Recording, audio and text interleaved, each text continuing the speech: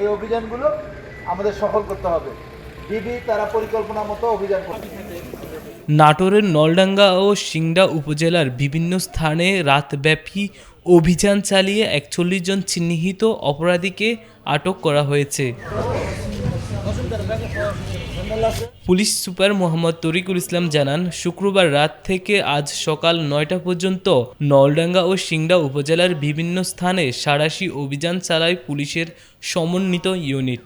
অভিযানে সিংড়া থেকে ২৬ জন ও নলডাঙ্গা থেকে ১৫ জনকে আটক করা হয়। এ সময় একটি শুটারগান সহ বিভিন্ন ধরনের দেশীয় অস্ত্র উদ্ধার করা হয়। আটককৃতরা ডাকাতি, ছিনতাই, চাঁদাবাজি সহ বিভিন্ন অপরাধের সাথে জড়িত বলে জানান পুলিশ সুপার।